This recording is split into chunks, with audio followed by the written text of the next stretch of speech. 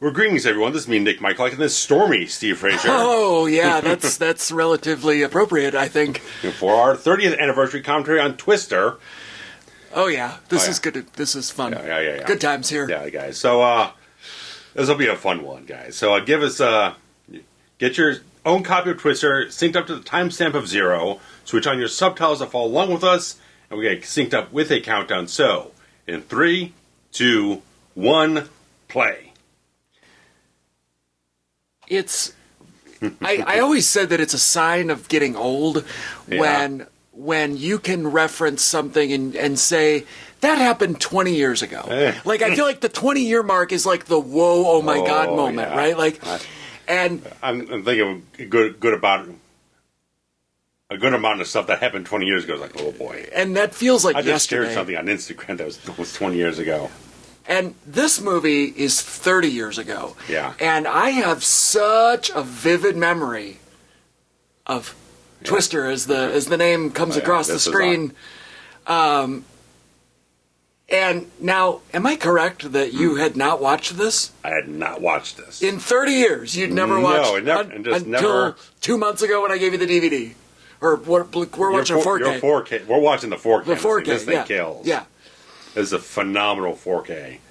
It really is. And sound. We'll talk about the sound eventually. This is like Halloween 4-esque opening credits here. Like ominous. Wide. I mean, this sets a mood. Oh, sure. These scenes set a mood. Halloween 4 is the greatest opening in the history of cinema, I think. So, at least in the franchise, man. Right. Well, in horror. Let's say all of horror. And I'm so excited to hear your opinion because it's mind-blowing to me that somebody had not watched this in 30 years of its existence. And, look at this wallpaper. Let's right out of the gate, let's go 60s or 70s? 69, I think I read. And we're in Oklahoma. Oh, yeah. They shot most of it in Oklahoma and in, apparently, sequential order. I think. That's something else we're talking about.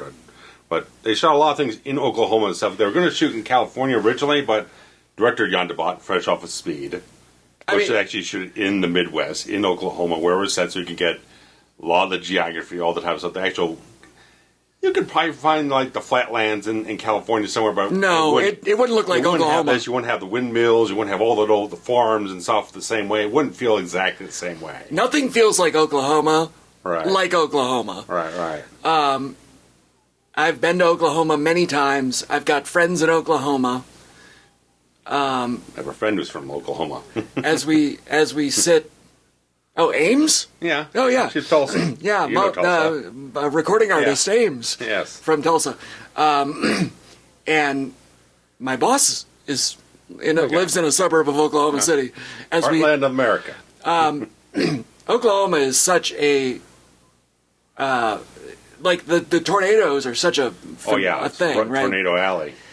And like homes come with these shelters built in the garages. As we get repeatedly in this film.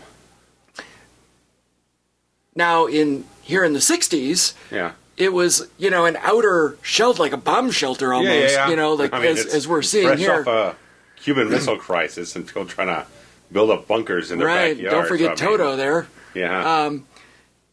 Jan de Bont, okay, you said right after Speed. We'll talk about a double feature, right? Like a back-to-back. We covered that Speed a couple years ago and Live in Hell. It's not talked about enough in the best action Go back in the archives. Time. Go back in the archives. Listen to the Speed commentary. That movie is better than you remember. It's a hot piece of business. And speaking of hot pieces of business. So is this one. Speaking of hot pieces of business. Oh, yeah. Let's talk about Twister for a second. Yeah. Okay. So this movie came out in, obviously, May of 96. You had already turned 16. I was about to turn 16 weeks later. Yeah. And obviously that means I had not started working at the movie theater yet. However, this is the very first movie of my lifetime that I understood the idea of a phenomenon. Okay. I'm telling you that... Oh, no. Bye-bye. Goodbye. Oh. Off to Oz with you. Here he goes. I went with... I mean, I have this memory. Okay. It was myself, it was my cousin, Matt, it was my Uncle Tim. Okay. And the three of us were going to see Twister. Uh-huh. And we go to the cinema, the same cinema that I would eventually work at. And they told us, that there were no seats available for the rest of the day. Holy Moses. And we went at in the afternoon. Yeah. So... Yeah, this thing made... I'm talking buckets of money. This thing made... This movie made just shy of $500 million. I didn't understand. In 96. I'm telling you, this thing is unbelievable. Second highest grossing film of the year behind Independence Day. So, I mean... Ooh, I thought Independence Day was 94. No, 96. No, was it 96? 96. You're right. The movie theater opened in 94. That I got it conflated. Okay. Got it. Yeah. So, I didn't realize... I had gone to movies that were busy. I had never gone to a cinema and been told, you have to come tomorrow. Yeah. No. So that's when I understood what a big movie was. Oh, yeah. Okay? I didn't see Independence Day in the cinema. I didn't go to the cinema all that often. I really haven't seen it much since the cinema, let's say that. It's fine. It's not great. It's fine. This movie, though, I've watched, a dozen times since the cinema. We did end up going, the next day. Okay, you mentioned I got, the next day we went. You got there early. I don't know if we bought a ticket in advance for the next day or whatever. That's when back then you got to swing by the theater to get in advance. Right, there is no internet. That was, it's probably good, 6-7 years before you can go online and order a ticket through the website. Probably. Yep.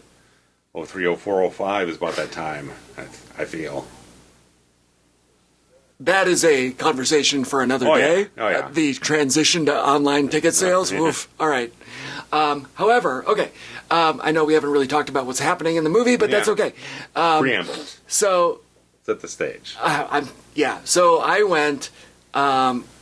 we were able to see it in Cinema 1, which was the big house. Okay. This is before stadium seating. Oh, yeah, and yeah. So it... About 98, that kind of creeps in, I think. Yeah, Cinema 1 held 403 seats. I remember, telling you, I was kind of a historian. Is this the one you ended up working at? Yeah, correct. Okay, so Pre-stadium seating, it held 403 seats. Mm-hmm. I bet 401 of them were full, when I went. And I'm telling you, it was... Look at this guy. PSH, early PSH. Oddly enough, the next film we're covering has his son in it. That is super interesting, isn't it? I did not put that together. Yes. Helen Ruck, too. Yeah, Cameron. Again, right off of speed with the Bont. He was on the bus. Oh, yeah, you're right. I forgot about that. Yeah. Ruck on the bus. Yeah. And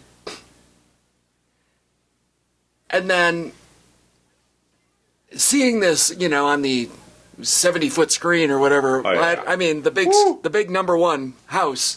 Projected on film as well. Yeah, DTS or THX, I forget which one. It would have been DTS, SDDS, something like that. I think that one was THX certified, but I don't know if it was that early.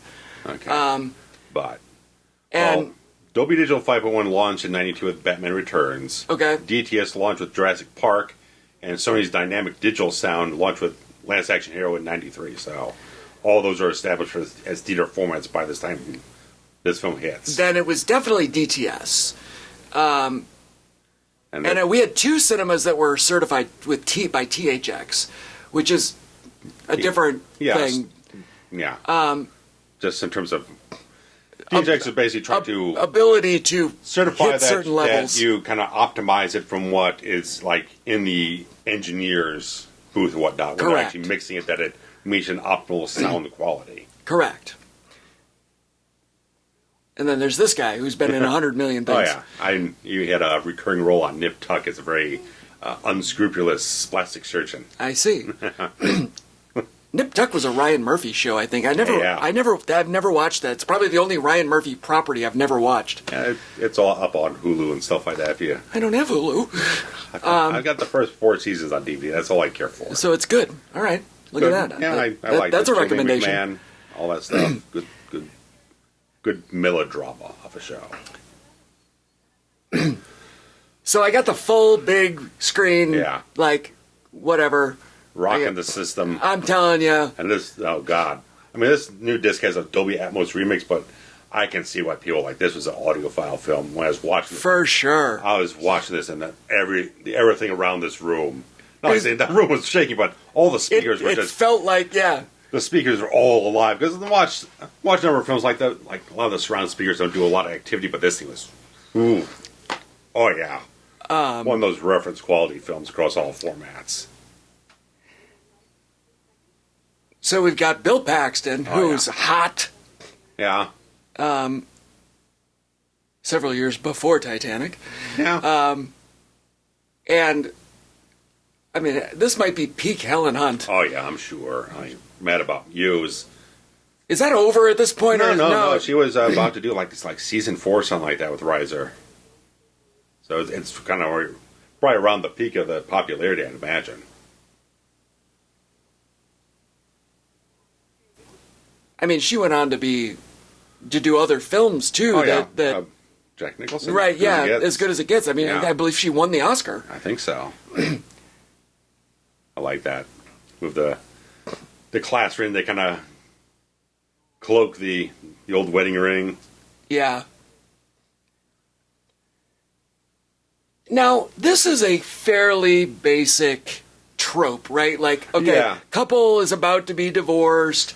They're amicable, Oh, yeah. but they're not friendly. I was trying to place it, and I was like, it's the same setup as The Abyss. The Abyss, right. Master Antonio yep. and Harris are Yep. the same situation. And then they're forced to work together, Yeah. and then they eventually get back together. Yeah. Like, I was like, it's an age-old... I was like, trying to remember what film we covered this. Oh, that one. For the record, I would honestly rewatch this Before The Abyss, yeah. Not saying it's not good, but it's just a long film that's very deliberate and methodical and phased. This is a popcorn film. A hot piece of business. This is a popcorn film that was made for the big screen. Yeah, to churn it out over and over again. I'm the new lady. Oh, yeah, Jamie I'm Gertz. the new you. Yeah.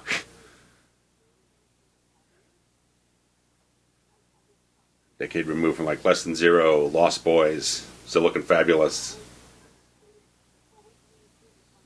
You know, maybe we've said this on the channel before, on one of these commentaries. There's been so many. Sure, eh? I've tried watching The Lost Boys. I've seen it at least twice. Surely. Probably thrice. And it's just not my flavor. Okay. And the same thing happened with Fright Night. Okay, And both of those before. movies are To like me. so beloved, and I'm like, They don't really cook for you. They don't. Yeah. So I don't know if maybe that makes them fodder for commentaries down the road when we get an entire vampire playlist going. Surely, But maybe. Up to you.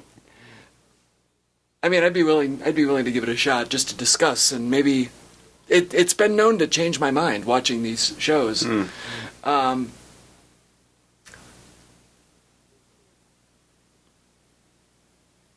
So they've got this shared technology, which yeah. There it is, Dorothy. But tell me this 4K doesn't look absolutely incredible, like they just shot it yesterday. Yeah, I mean, holy Christ! I mean, the detail, the quality, beautiful.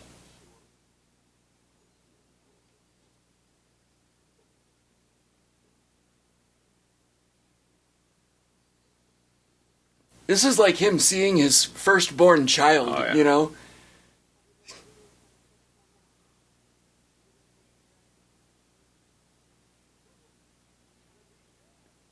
Like, what a way to guilt trip the guy into going out, right? Oh, yeah.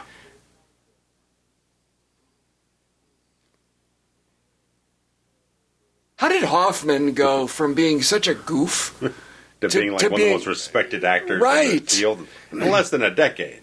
Yeah. Yeah. And then to have such a tragic ending, sad right? end, like here's a guy that, I mean, yeah, he's not a Playgirl cover boy, right? Like Sure, yeah. He's a GQ man. Yeah, he's an everyday schlub. Yeah. But he's got talent beyond measure. Yeah.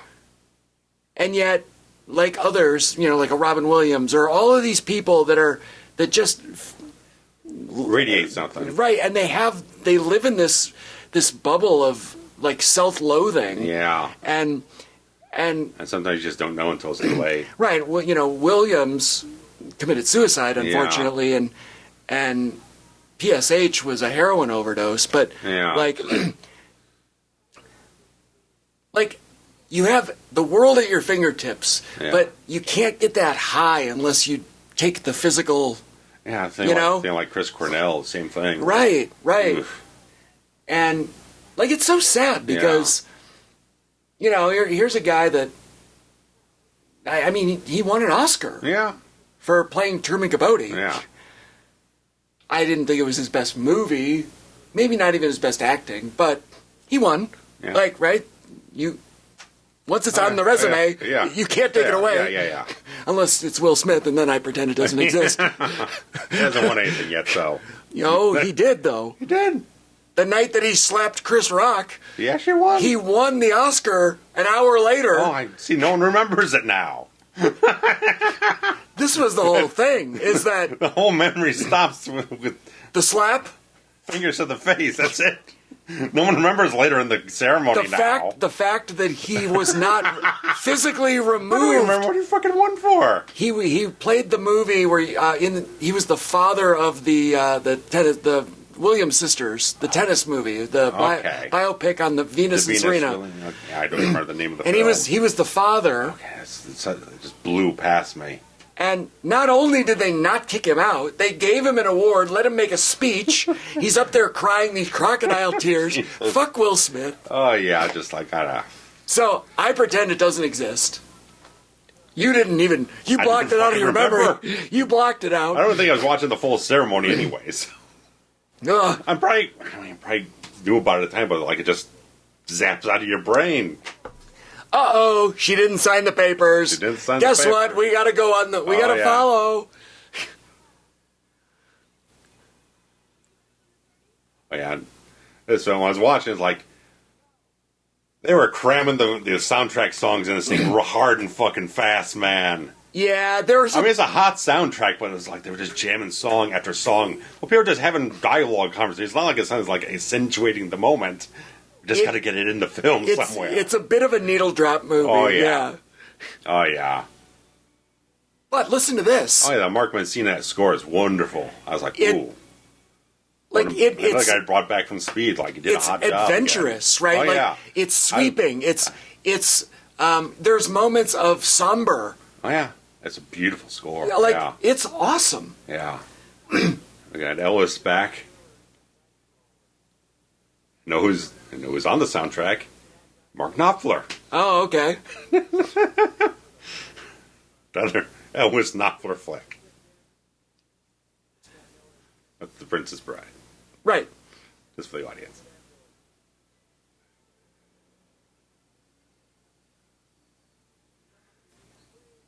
Yeah, so we've got this rival, big time group. Yeah, they got the ones that got all the big money and everything. They're all high tech and they're polished.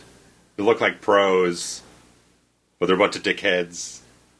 I mean, it's simple little storytelling. Right. There is nothing groundbreaking. No. About this. Not the script. No. Other than the atmosphere. The atmosphere. Right. The atmosphere, in my opinion, execution was groundbreaking. Yeah. In that, like, when you talk about an epic, epics are usually either a lot of breadth or a lot of depth, right? Yeah, you either travel long distances or it's wide scope.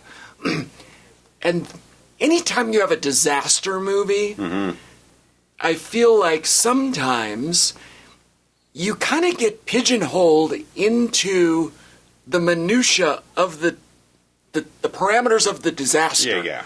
Right? Like you're in the room with the flames. You're You're closed in on the avalanche. You're Inferno of Poseidon. Right, all that stuff. Right. This one is the other way. Oh yeah. Why? Like you're inside the tornado at times. Because usually those things are very small, confined type of things. We're trapped in a space. We got to get out of it because of the situation that's crumbling around us. Right. This one's like, oh my God, we're charging into the danger.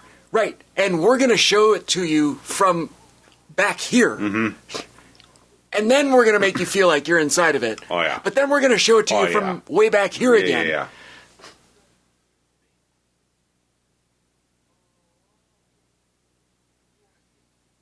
I found Elwes, like, a lot of times Elwes, because he's a British actor, he's English. Yep.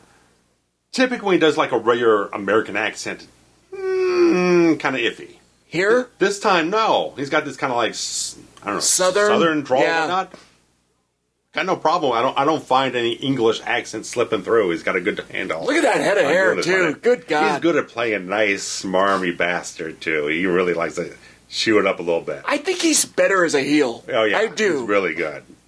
Yeah, look at that. You want to smack him. Yeah. That guy in the back right there holding the box. Oh, yeah, the one on the right. Yeah, I've seen him around. Yeah, I don't know who he is. I forget his name. Oh, fucking ass. Isn't it, like, even as something simple as the wardrobe here, like, Elwes's group is not professionally dressed, but they look like professionals. Yeah. In a way.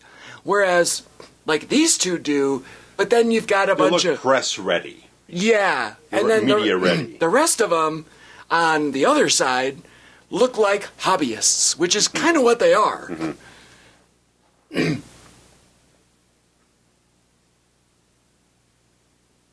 So many names in the cast I can't figure out. I know, it's going to take you a hot minute to figure. Jake Busey's supposed to be in this film somewhere. I did not notice him.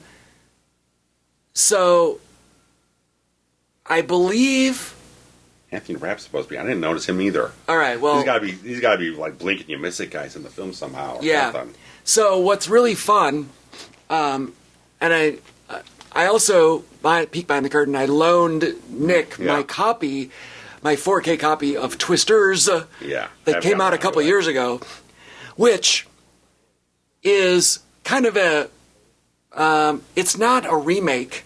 And it's not really a sequel, but it's like a parallel universe almost. Like, it's the same story. Yeah. Just the characters are kind of mixed up and around and doing different things. Remixed edition. Yeah. And it is fun as hell.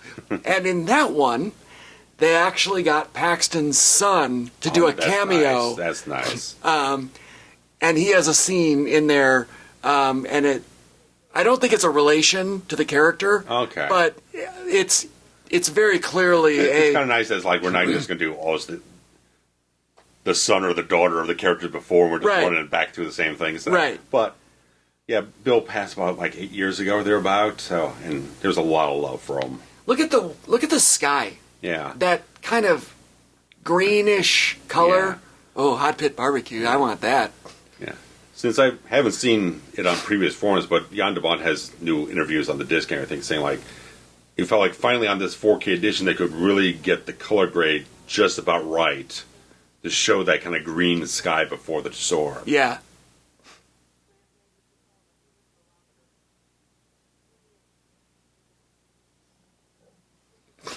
Like, some great character pieces here, like the new girl, her, is like, he hasn't really told me about any of this. She's so disconnected from it all. Which means that she's almost like learning, oh my God, I don't even know this guy that I'm about to marry. Right. And guess what? This gal who I'm talking to knows everything. Back to front, about my man. Oh, yeah.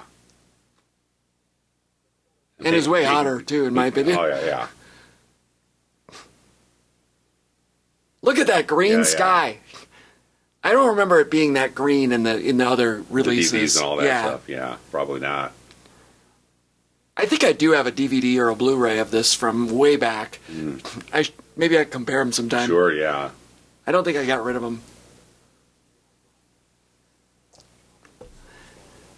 I love a good storm. Where we do get tornado activity, but it's nothing like this. Oh, no.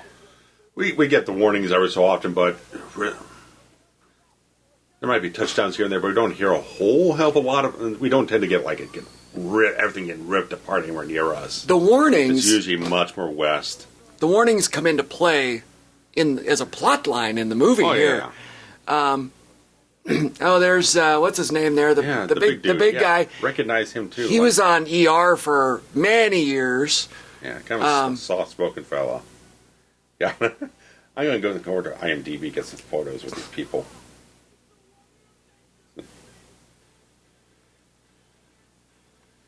Who we got here? Richie Blackmore. Oh, yeah, Deep yeah. Purple.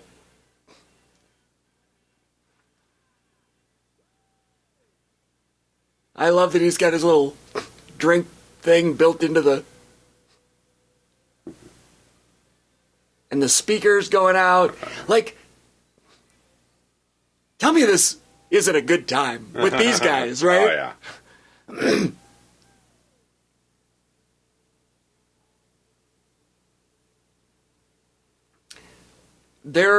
So like I said, I've got a couple friends that live in Oklahoma, near the suburbs of Oklahoma City.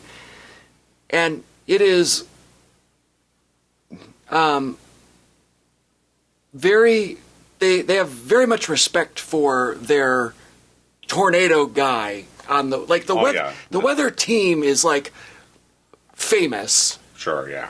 But the tornado guy is the guy, the highest paid guy, right? Yeah. Super important. And now they're singing the title song from the musical Oklahoma, which is fantastic.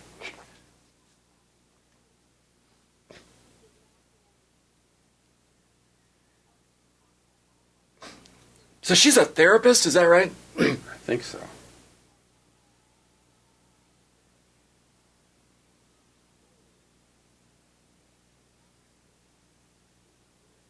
Look at that. So they obviously... This is before CGI. Well, they have CGI in the film, and they did a lot of...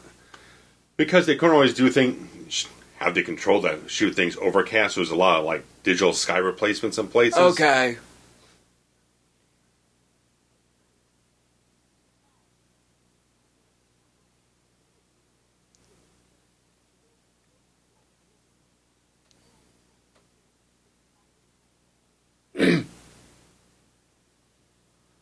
I love that he's in a suit because he obviously wasn't expecting to go on this jacket and all that stuff. He wasn't expecting to go out into a storm. Going to the field, no.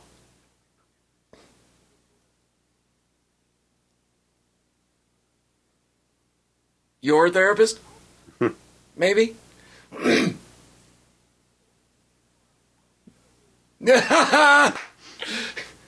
Oh, it's funny because. That was the perfect setup because the entire audience, much like I did, they made the jump, right? And then the dialogue follows. Sure. That is good screenwriting. Oh, yeah. And, you know what I mean? I mean, this thing's co-written by Michael Crichton, for Christ's sake. Correct. And his That's wife. correct. So it's not based on anything like a novel or anything. No. He just wrote this. He made it up. There's a bunch of other people jumped on rewrites here and there.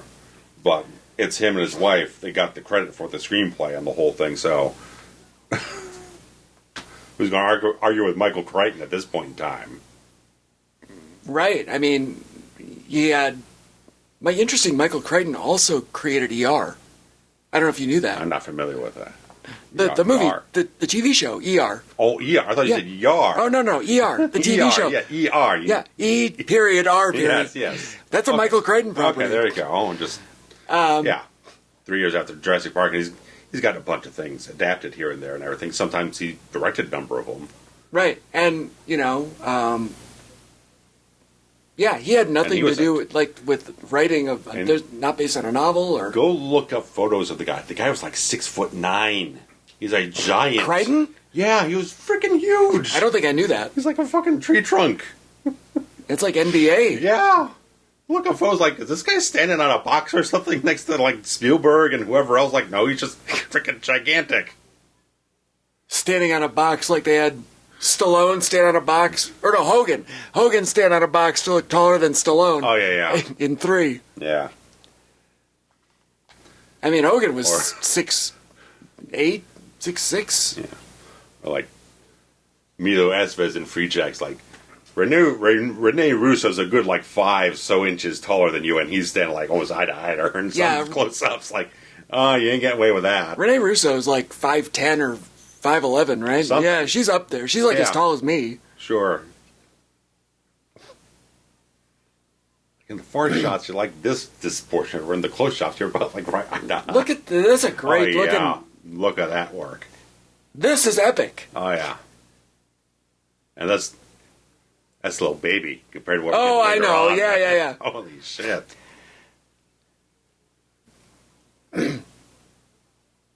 That's great.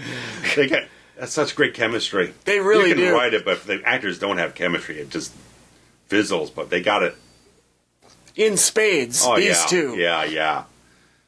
And it was Bont who was really kind of lobbying for Helen Hunt for the thing. She wasn't like a movie star or anything. She didn't really have like a bankable thing on that regard, but he felt that she was very much fine for the role. And look at her. Yeah, and apparently, like not Cruise, but Hanks was propositioned for the lead role, the Paxton role. Okay. But he turned it down. But he recommended Paxton because they just worked on Apollo 13 together.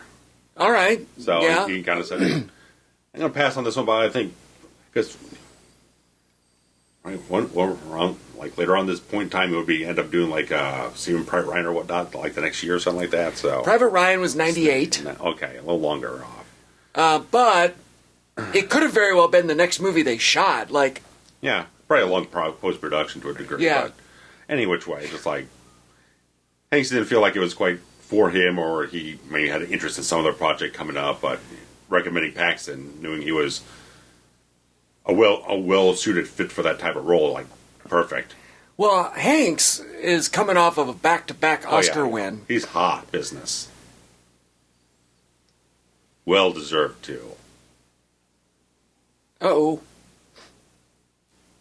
At least for Philadelphia. Philadelphia, just, oh my goodness of a film. I need to rewatch that. I mean, it's a testament to the fact that if I probably haven't watched the film in 20 years, but I can say that confidently. Yeah. Like, if it makes that much of an impression, like, yes. Some films, they're too emotionally impacted to just not carry that on for ages and ages. I can't imagine what it would be like to be under a underpass or whatever this, some sort of bridge. Yeah. And the fact that she is so like, yeah, I need to be in it, right? Yeah. Because of obviously her experience as a little girl that was the opening sequence. Yeah. I'm thinking it was the sequence. They get hepatitis shots afterwards. After one of them, yeah. One of these sequences, yeah. I thought it was the one where they were running and jumping along the top of the cars. Something, I'm not sure. There was one sequence where they're hiding from one of the tornadoes. They end up having they got maybe infected or potential infection, something like that. Like, look at that. There goes the car. Oh, yeah. Just the sheer power of a tornado. Like, interestingly, almost nothing is outside of its purview of destruction. That's correct. And then look, it just gone. Yeah, no, there's no rhyme or reason. I mean, there is science behind it, but but they're just like you can't just like it's not predictable, right? Look at it and make a lot of natural sense of it. Like it's just gonna.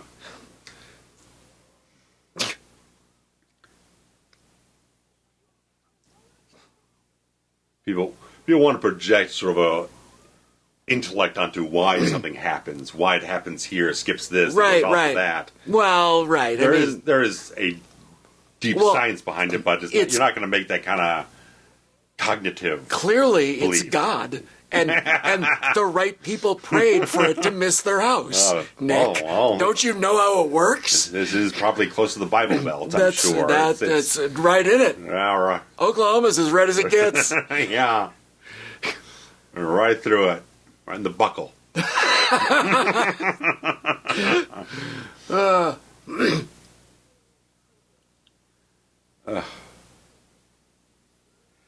Apparently, like, a lot of people report that Bont was a bit of a difficult guy to work with. Oh, really? Like, of course, they're shooting in the time of year when you'd have these storms happening. Right. And so there's a lot of times where they felt like they were kind of unsafe. A lot of times when he was coming to a location, not knowing exactly what he wants until he actually sees it.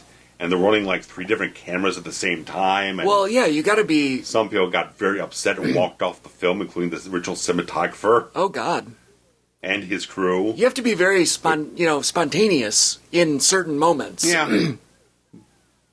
But, because I think, while I was reading, the original cinematographer was Don Burgess, who regularly worked with Zemeckis at the time. But then he ended up going with... Did he shoot Forrest Gump? Probably. I think that would have been early in the collaboration. That would have been 94. Yeah. So, they brought in another guy called Jack Green, but eventually, I think, either he left right before the end and Bont finished shooting it. The great little joke about the insurance on the car. Oh, yeah. God damn it. Mm-hmm. But Bont, since he was, at least on American cinema, he would history as a cinematographer, so the last couple of weeks he finished shooting the film himself. So there's a lot of upheaval and everything. This thing cost like $70 million to make too. Well, they made it back pretty quickly. Yeah. They made $70 million back probably the first weekend. I can imagine then they might have done a couple of cost overruns here and there, especially with, again, like I said, with the digital effects having to replace a bunch of Sky stuff. And I mean, today that's nothing. That's just a common type of thing. But I think in '96 it was probably less common overall to kind of do that much type of thing to replace the Sky on top of doing all the tornado effects and everything. So, yes. Hold on. He's researching. I'm researching. Sorry, I got some bad intel here. So.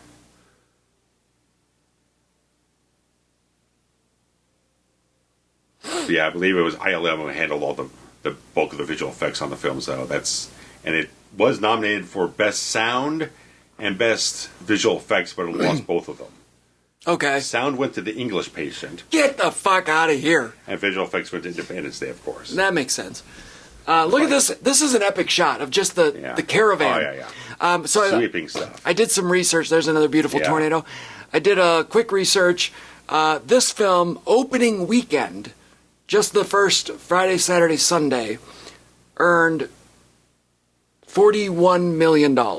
Ooh. So that's more than half of your budget just in the first 3 days. 41 million is a big number in '96. Over 2,400 theaters. That's a lot of screens. Yeah. And like 2 weeks later, Mission Impossible comes out on Memorial Day weekend. Doesn't make as much of this film, but I think it broke our opening weekend record for like volume of screens and how much it made per screen, stuff like that. So, I mean, the summer '96 doesn't talk about it much, but I mean, you got this, you got Mission Impossible, you got Independence Day, you got The Rock, a whole bunch of different things. Like, there's a lot of hot stuff in that. Was Con Air also '96? '97. That was okay. With Face Off. Oh, sure. Yeah. What's his face? Nick Cage double feature. Con Air, I saw it twice in the theater. Really? Time. Yeah. I think the second time was a discount theater, so. But still. There's your pal. Here's your prick pal. The screenwriting on her character is so great. Yeah, like sharp.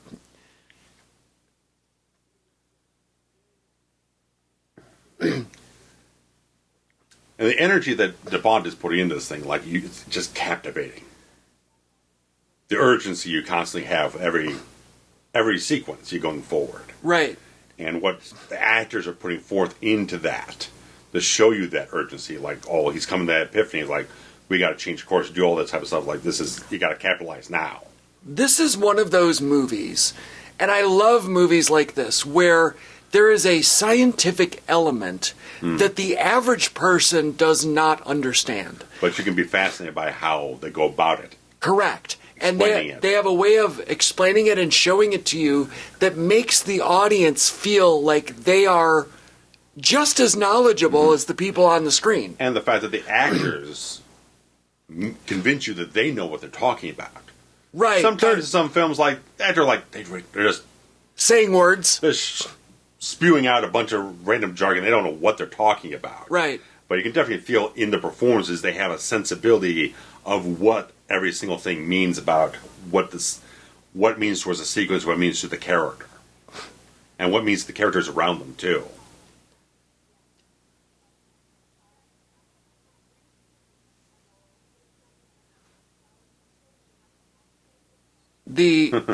Surprised she's got good enough reception on that cell phone in 96 amongst this crap. Right, in this weather? In this soup, yeah. Look at that shot with the clouds. Yeah. So this is a great segue tie-in back to Tom Hanks. There's an interview out there, and I don't remember who he was being interviewed by, but he was telling an anecdote of Tom Hanks of a time when he was on a film set and he was kind of screwing around or whatever, and the director pulled him aside and gave him some criticism. Yeah. And it stuck with him for his whole career, and now it's the advice that he gives. Oh, yeah. And basically the guy said 3 things to him that are the secret to the entire industry. Yeah. He said, be on time, know the material, yes, and have an idea. As in, have an idea of what the character is doing or feeling. Yeah. Know your character. Yes. Don't just know the words, but know the character. Yes, absolutely. And he said, that's it. He says, I can do that. Yeah. I can get there on time. I can know the words. Yeah. And I can have an idea. Right. And that has made Tom Hanks the Tom Hanks that we know and love. So, to your point, there are plenty of people that can get there and know the words. Yeah.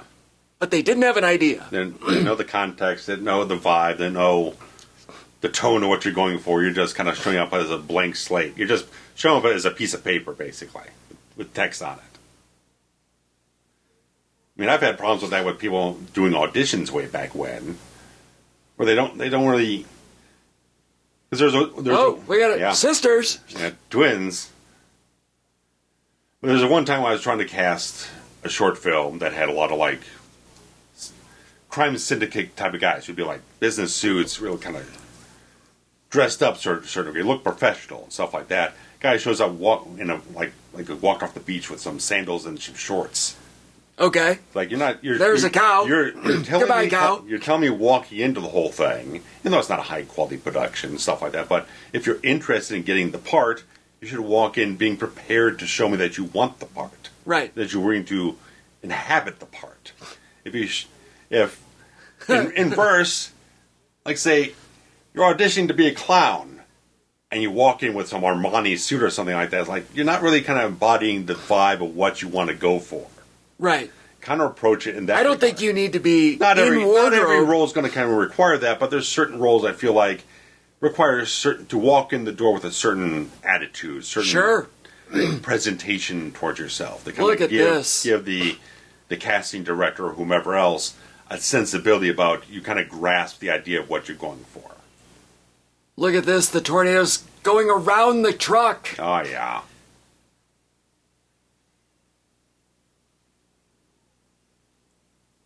Almost like little water spouts. Yeah.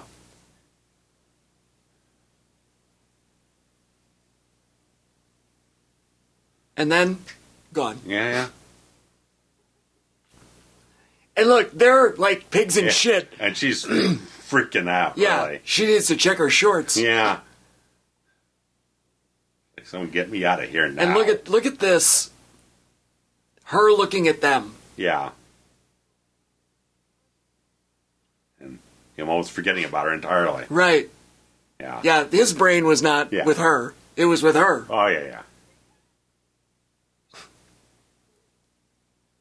I think, did you see that, is the best way to sum up Helen Hunt's character. Oh, yeah. Helen Hunt's character can be summed up in, did you see that? Yeah. And his character can be summed up in, honey, I didn't think. Yeah. I'm swept up in it.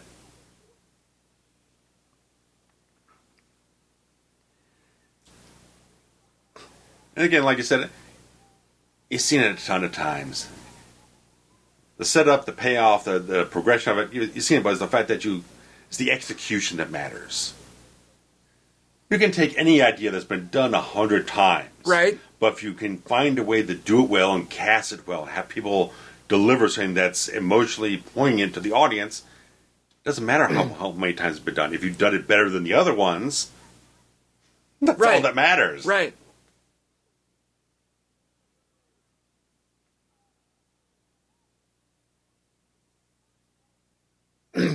And we're going. Yeah.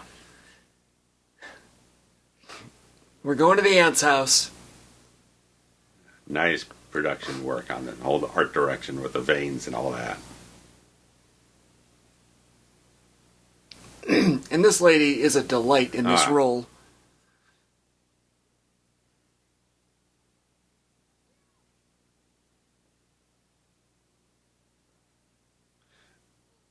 Slightly fascinated, like, how does it mess with an actor's head if you're playing a character with the same first name as you? Are you able to separate a little bit? Oh, you mean like our guy from Nightmare 5? What was his name? Tad or Todd or... I don't know. I'm just talking about Bill Paxton playing Bill.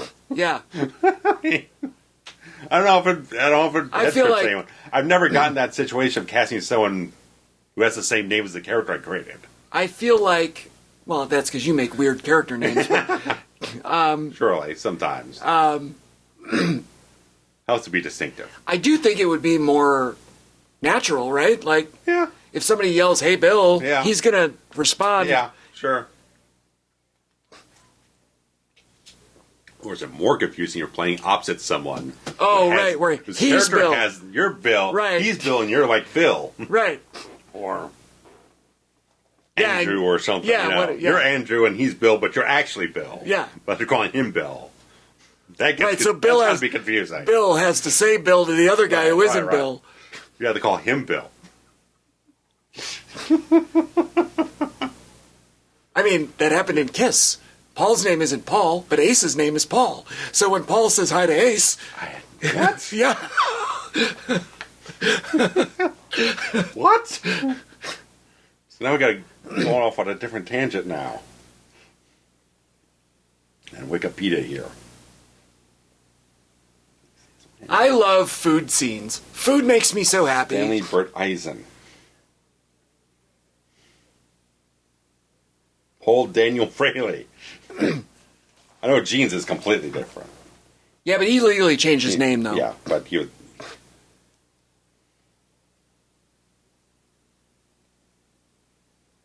Here's the closest one. He just chopped off. He just chopped off the end of his last name and just used one of his middle names. I had no clue. I knew about Gene, but that's about it. And then, when Peter left and they brought in Eric Carr's name was Paul as well, Paul Caravello. So at one point there were three Pauls. Stage name. Well, I mean, it makes sense for this band. There were three Pauls in the group, and the one called Paul was the only one not named Paul. Anyway, we digress. Bruce Kulick, just come and save us now. Yeah, he just had heart surgery. He's recovering great. So, love me some. Being Vincent, I don't want to know about. No. It's too much. Too much. There is something about this, okay, that is so well done because they literally just show up and they're eating a meal, right? Yeah. But their dialogue, their demeanor, means they've done this a dozen times, right? At least. This is familiar. This is home. Yeah.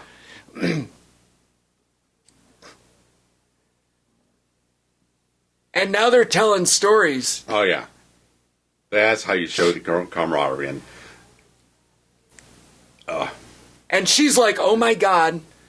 Boy, I'm in a different world here. Well, not only is it, how did I not know all, like...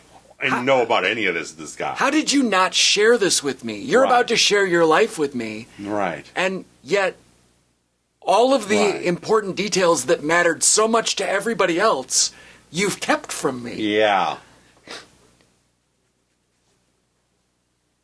Maybe you can kind of understand why with his character. It's like, okay, all of that is tied to the woman I'm trying to get the divorce from.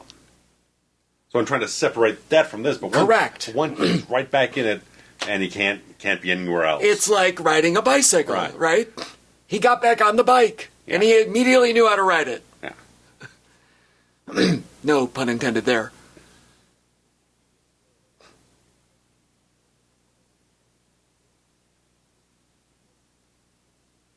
She couldn't figure out that that's what that meant.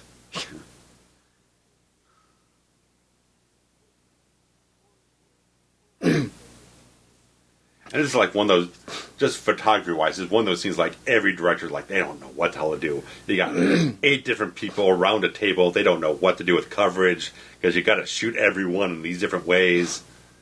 I would say... It seems innocuous when you're just watching it, but how they plan out, this person has this dialogue, this one, they like all have dialogue, and I got to cover it with all these different angles and move from this thing to that thing. Look at that. Yeah. Did you see that? Yeah. So they said the naive one in the group says, like, here's it. Okay, let me walk it back 1 second. Sure. So we've got a table full of dialogue that is now, because you have to explain it to a newbie, you get to explain it to the audience that it doesn't feel like exposition. Character. That's a very important thing in storytelling. So then she throws out, wait, so nobody's seen an F5, which now the audience is going, oh, that's the big one. Oh, yeah, we're getting good there. And Paxton says, only one of us.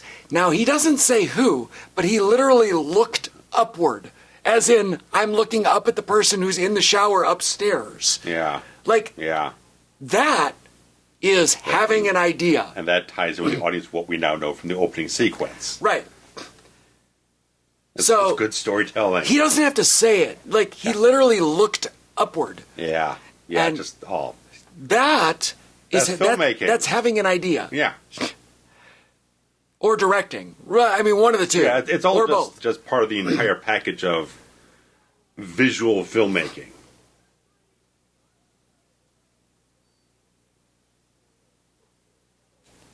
Including the seat of Enid right there. Okay, as we sit here right now, Enid, Oklahoma was hit by an F4 tornado a week ago. Yeesh. California, Enid, Oklahoma, devastated just weeks ago, 10 days ago as we sit here. It's a northwest suburb of Oklahoma City. So I imagine the people of Enid are like, hey,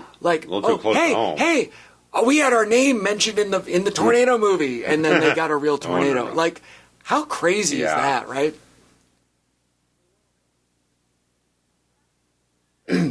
I would like to recommend, I don't know what streaming service it's on, but I'd like to recommend to folks listening, if you're interested in this kind of thing and you've not seen it yet, there is a fantastic documentary out there about the tornado that ripped through Joplin, Missouri, which is a very famous, like, F5. That sounds familiar. And it documents many of the people in the town, including folks that, like it literally happened on the day of high school graduation. Oh, jeez. And there's folks that graduated high school and then perished in this tornado. Oh, God. And, look at the cinematography. Look at this shit. This is Oklahoma. Shot, man. That's Oklahoma. You couldn't get that in California, man. No, it wouldn't look the same at all. Not even up in like wine country. It just doesn't. No, it doesn't feel too hilly. It doesn't feel right. Yeah. That's part of the reason that all of this look the same. No. That's the reason that the Tornado Alley exists. Well, yeah, I was thinking about, like, because there's so much flat land, there's nothing to break up. If you had a bunch of mountains, like it's Appalachia or something like that, or buildings, or something, you know, but just, civilization. Just got a clear, again, conduit. We got the Van Halen song here.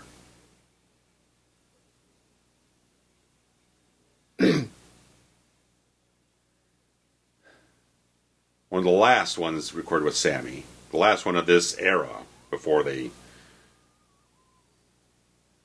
jumped over to Sharon and tried that for a hot minute. That didn't go nowhere. No, it didn't. Then they dabbled with Roth again. Then they actually...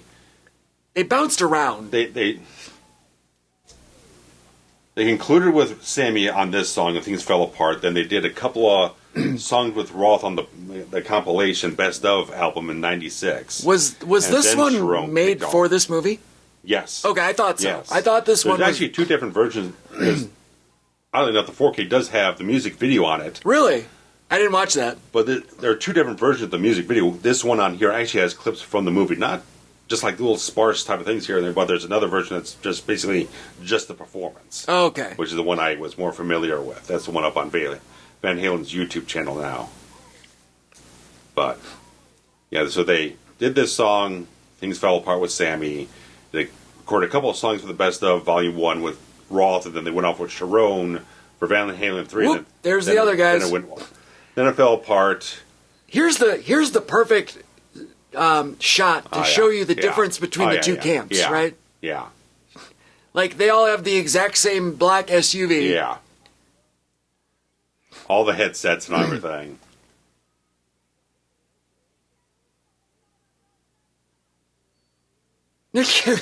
And these guys are a bunch of hobos, right? Yeah. I mean, they got a station wagon, they got a school bus. Everything they can scrounge together.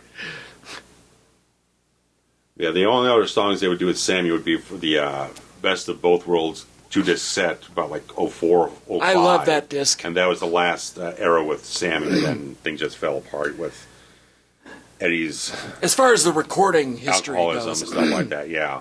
They were committed with Roth for the rest of the time after that.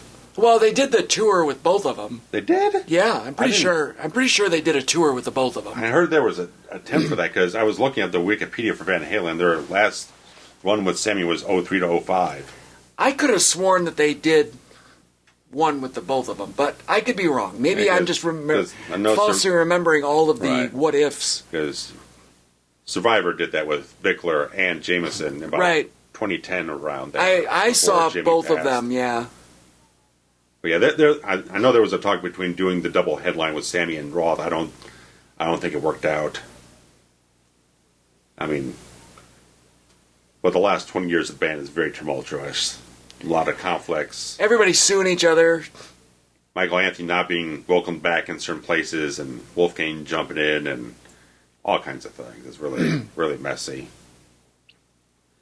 But I remember this one time, me and my friend Eric were off doing like a location scout for a music video shoot, and we're a little bit on this further south in Illinois, going to a certain place. It looks not far from what this place looks like, and there was like a storm rolling in. Sure. Like, we need some storm chasing music. He turned on Humans Being, because he's a big Eddie fan.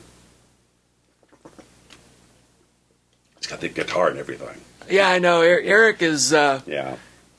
He's really come a long way and is teaching himself how to play guitar. And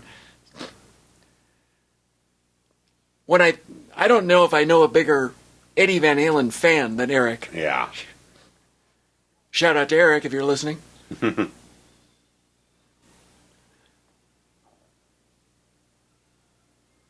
Here's some more adventurous music. I don't know if we have the sound up just a smidge. Yeah.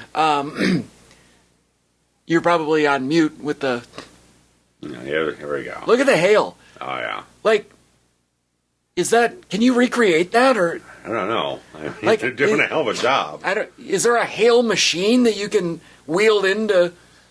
There's got to be some type on a of production? thing. Or is that actual hail? You know what I mean?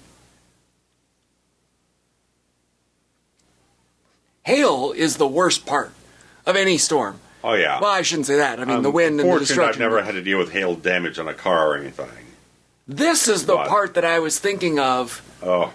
Whether there was some sort of injury, I thought. I don't doubt it. I mean, there's a lot of things. Like Helen Hunt, one time she banged her head on something like that and might have gotten almost a concussion or something. Yeah, she was like opened hard way, right? Like something like that. There was a lot of bumps and bruises and various sort of things.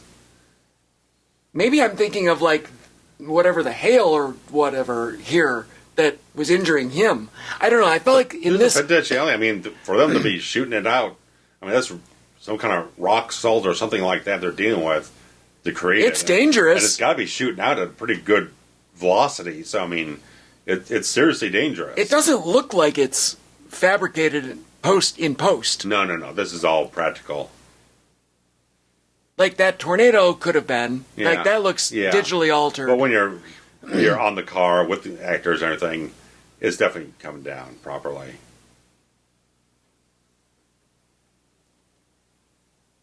So this is attempt number 2.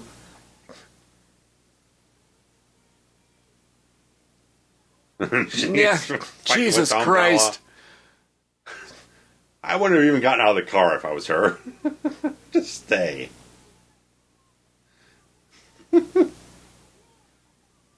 Yeah. There's so many different like cliche trope character situations here. Yeah. But and they all, like you said, they've been done a million times, but if you can do it better than or different than, much like any remake or cover or whatever, something like you can put your own flavor on it. Same concept, It's like here we also have the trope of there goes a boat. The trope of like the Who's one got a boat in the middle of Oklahoma. Well, there's a lot of lakes and stuff. So yeah. There's boats. Okay.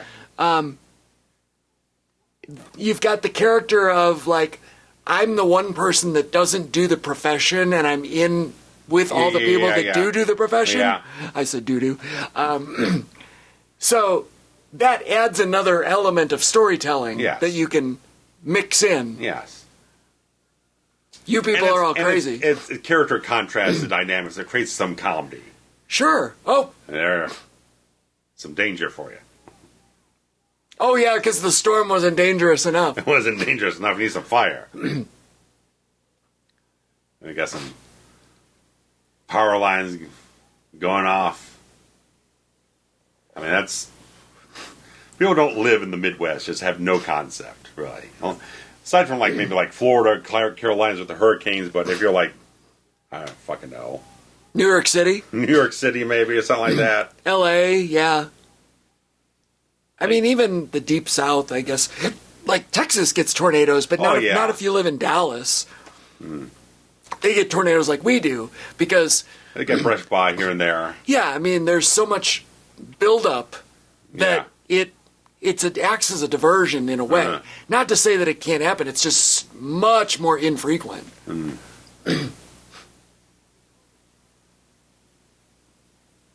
This is that moment where they always say, some of you probably don't live in the world of tornadoes, but they always say that, like, the atmosphere holds its breath. Like there's almost an absence of life. Like a vacuum effect. Yes, it's super still. And if it goes from being like whatever to being super still, like the atmosphere is holding its breath, shit's about to go down. And that's what I think they're... The calm before the storm. Sort of, yeah. So they spilled them. Yeah. It's not going to work. She's gung-ho. He's like, we got to get out of here, or else we're going to be dead.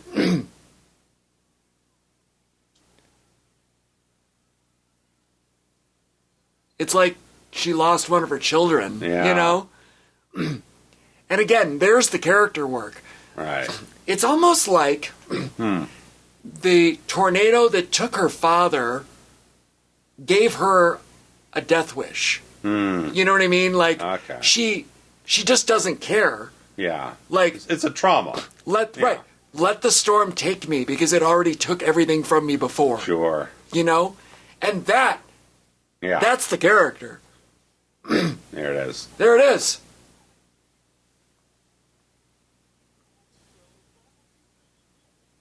Here's the whiny Bill Paxton that I fucking hate. A little bit. I hate this Bill Paxton. He does this in every goddamn movie he's ever been in.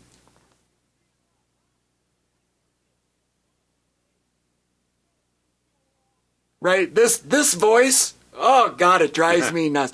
He did it in Aliens. He did it in everything. I complained about it then. Go back and listen to our commentary. There it is.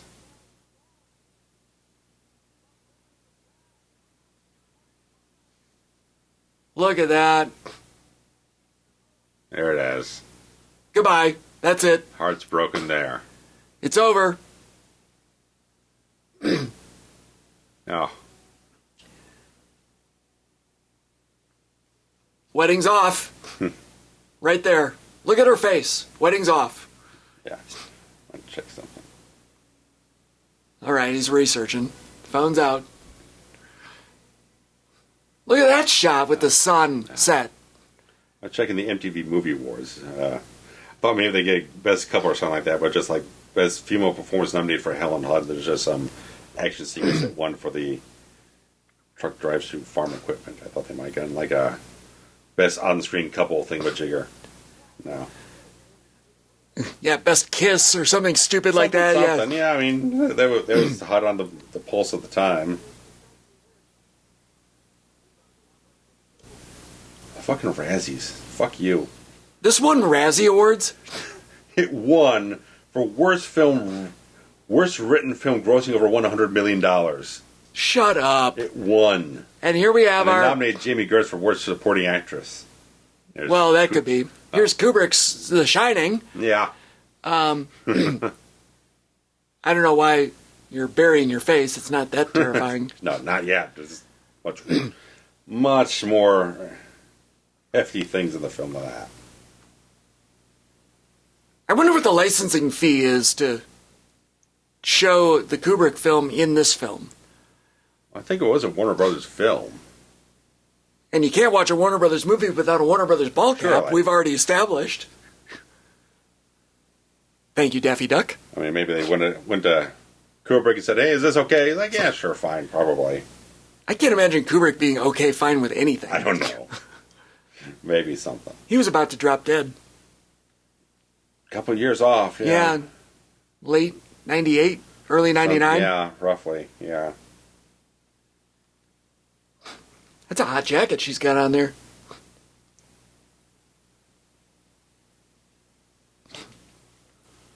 Is this still the same day? This is still the same day, Yeah, right? it's been... From the beginning. Yeah. Okay. Yeah. They've been on a whirlwind. They met in the morning to sign the divorce papers. It's been a roller coaster day. And it's only getting started. And they've seen 3 tornadoes so far. And it's not slowing down too much soon. as the lover of cinema and a lover of the exhibition of cinema, this sequence here is one of my more favorite ones in the whole film. Oh, yeah. The drive-in, the drive-in, the bunker Yeah. we go into, yeah. I just,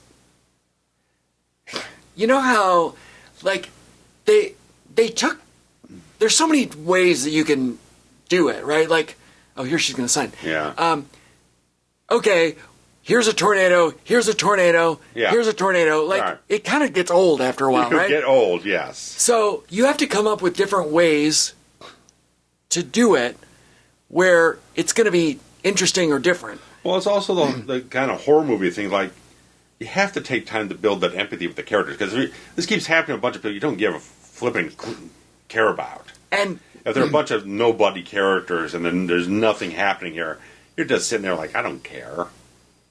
but we care so much Yeah, about that's these the people. thing. And not just them, but a lot of the supporting characters have done a very strong job to connect you to them. Sure. Especially in the scenes where they were telling the story, the anecdotes. Yeah. And just like that's the whole of the collaboration of filmmaking, from the script to the director to the actors, bringing it all together to create that quality of the film, the heart of it. And in this sequence, the screenwriters, Crichton or whoever, Yeah. look at that little thing. Oh, yeah. That beautiful. Yeah. They said, oh, well, we got to come up with another scenario to put a tornado.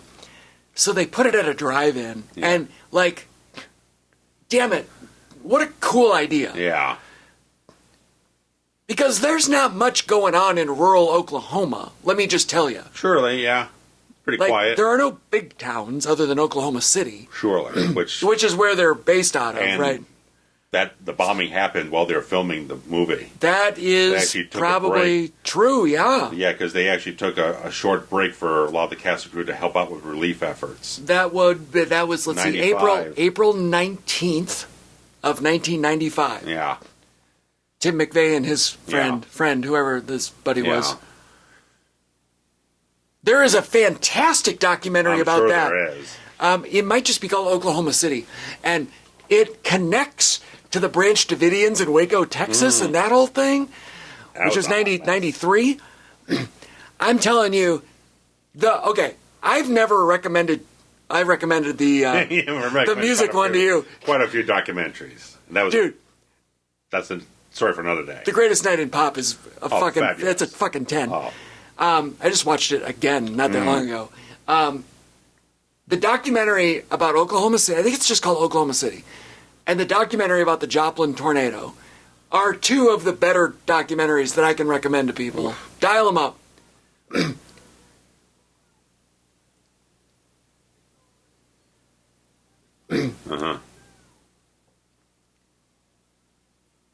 And the idea that,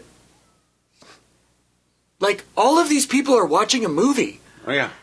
How many times have you been in a movie theater? Now, this one's outdoors, so it makes it that much more dramatic. That's the entire idea. But and look at that. I mean, you sit in a movie theater, who knows what's going on outside around you? Surely. Here, like... And right in the middle of it. You're in the middle of it. Like, it's brilliant. Yeah. This is such a great novel idea. Yeah. Oh, my goodness. Yeah. And... Have to stand... She can't move. 100 yards from the dang thing, maybe? She's frozen. Ain't no one treating it lightly. They knew. And I love, look at this. They got Jack at the parts. pinnacle, right? That's the peak. Yeah. Peak terror on screen, peak terror on our screen that we're watching. And the fact, these people live this reality. No one's taking it lightly. No one has a hesitation. Once they know it's coming, they're hot on their feet to get out of there. Right. You don't need to convince them. Yeah. Like, they know the shit. How many movies, especially disaster movies, where the experts have to convince the other people that the threat is actually as big of a threat as it is. Right. That's part of the niche of this, is that, to your point, they don't need convincing. No. But the disaster, look at that. Jack just tears apart. Right. God damn it, that's brilliant. Yeah. I love this movie. I've loved this movie since I was 15 years old. Whew. I'm gonna tell you, just hear that sound system cranking when these moments come in the film. You turn this fucker up loud. Oh, Jesus Christ. You are in it, dude. You are in it.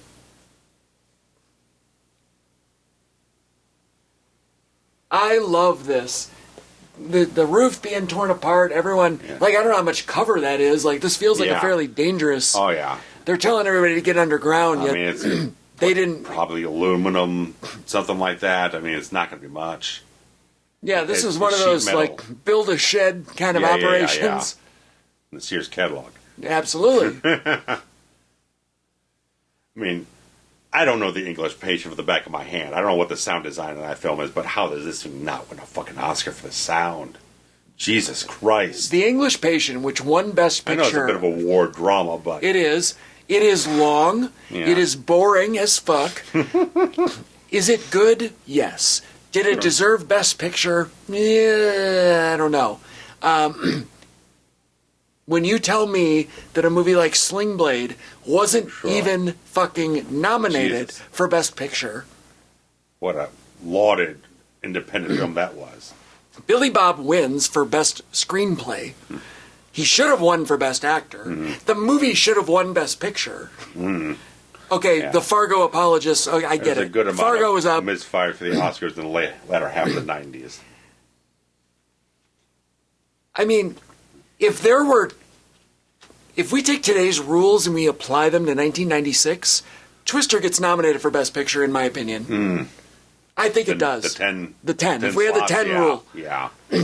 And I think it's the Top Gun Maverick of the time. Yeah, I think Sling Blade also would have gotten in if they had 5 or 10 rather. The vote more. Right.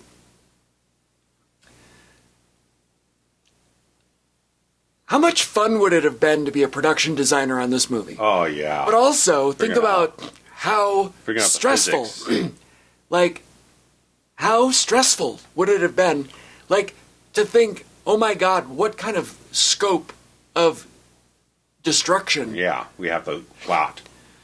Build it, then destroy it. Right. It's not like they're using a bunch of miniatures or anything. Like they're building the full-size structures. Right. Much like Cameron did. And then he sunk it. He won a goddamn Oscar for that. He won multiple Oscars, didn't he? Sure did. And he directed, probably produced it too. And then, of course, unfortunately, he said, I'm the king of the world, which is the line. Surely. He said it on stage as he's accepting his Oscar. It's like, okay, dude. Apparently. But he never won, so, like, that was his... Surely.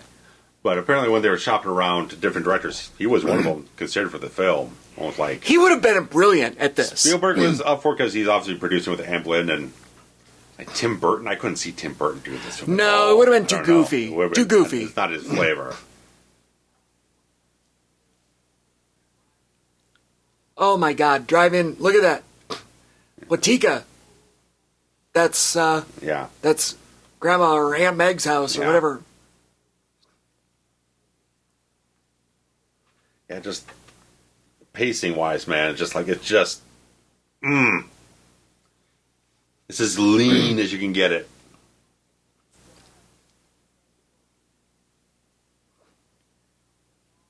It's going right to Meg's house.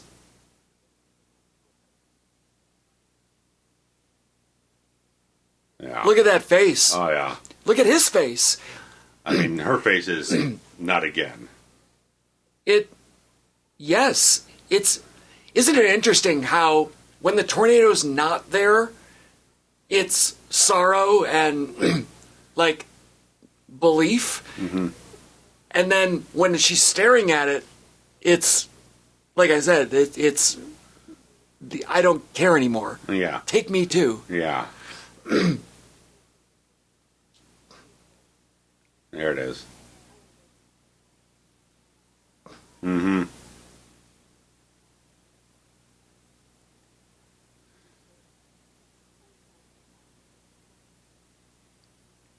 Yep.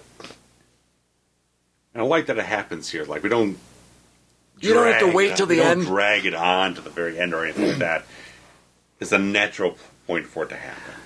We've had all we need for that turn to happen. Was the part where they were standing in the road and she overheard the conversation, was that the midpoint of the movie? It might have been. It might have been. It might have been the midpoint of the movie. Just short of 2 hours. Because 2 hours, about an hour 50 or something like that.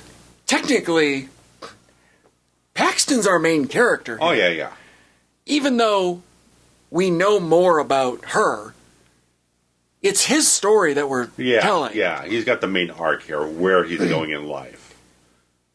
What his choices are.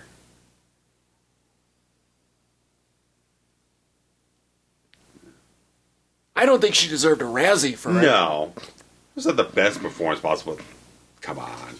I mean, let's just say, Razzies are generally full of shit anyway. They're not. I mean, it's all fun and games, right? It's all just a bunch of flipping It's tongue-in-cheek, yeah. Some years are more entertaining about it than others. Sometimes it just feels like they're really spiteful. Right. And really... I mean, there was something a couple years ago, was it for that Firestarter film where Ryan Kira Armstrong was nominated by the Razzies, and even Drew Barrymore came out and said, "That's crass to nominate this young actress who tried to do this really strong performance and tell her she was one of the worst actresses of the whole year." Look at this. Some years they don't really know what they're doing. That I don't even know. I don't think they used the same actors. They may have, but similar, yeah. They put them there, and it's like, oh yeah, that's me. Yeah. I just saw my family. Yeah. And I look at this destruction. Like, the production. How did they not win a production design Oscar for this? Yeah, this scene right here. Nomination, something. Yeah. This scene alone. Yeah. I mean, like they get there, they're too late. There's no town left here. No, I mean, look back at anything, Katrina, anything like that. It just wiped out.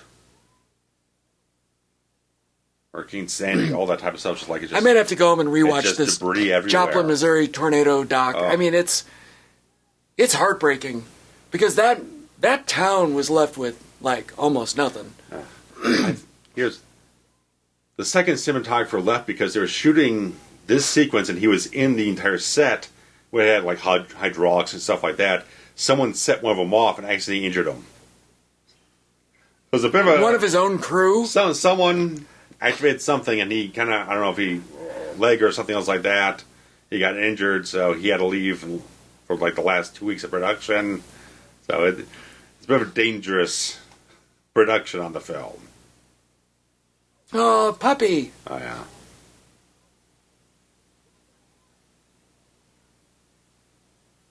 But look at this. How do you make piles like that look so realistic? Yeah, I mean, you probably have to study photographs and news footage to kind of get the idea of how it happened, what it looks like afterwards. Right. But then you have to find debris. Where do you find debris to just build everything out? I know. You can't just throw anything out there. So there's definitely an art to it. Right, like if you can't just throw a bunch of drywall out there and make it look like something. If you're doing like a downtown area, right, you can put up fake storefronts that are two-dimensional. Yeah. Nothing behind it. Yeah. It happens all the time. That's a fucking house. Yeah. That we previously saw as a functioning home. Sure. Full structure. All that type of stuff with entire neighborhood around it. Let's go back to the Pet Cemetery. Oh, yeah. Judd Crandall's house across the road is a little ranch house that they built a facade around. And then burned it. With asbestos. Right. Hope you're all wearing masks at the time or something. This feels completely different than all of that. Yeah. Like, let's go get a bunch of 2x4s. How do you even know how to lay them around in a pile? Yeah. It takes a massive coordinated effort.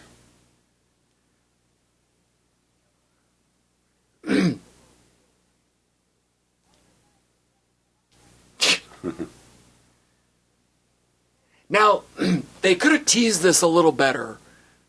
Drawn it out a smidge where Paxton says, I'll go back in. And maybe have a little danger for it. Yeah. A little edge to it. Or maybe he doesn't come out right away and they're like, where is he? Where is he? And then he maybe comes out with, bit. And then, or whatever. Yeah. There's different ways to go Look at that. There's your hydraulics. They probably lifted it up and then dropped it. Yeah, now it's just fucking firewood.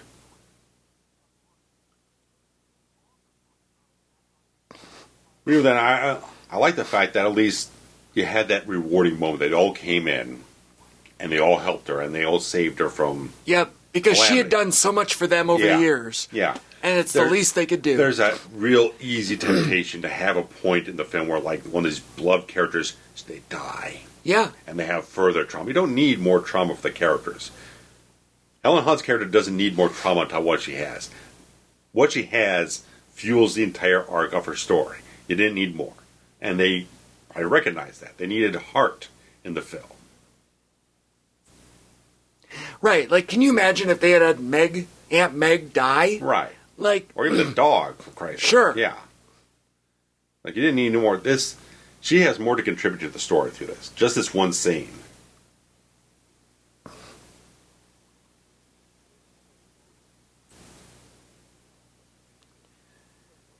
And it's so weird to sit here in today's technological juggernaut world where if there's a tornado, 25 miles away like it is now, here in the story, the phone in your hand dings and says, there's a tornado coming. Yeah.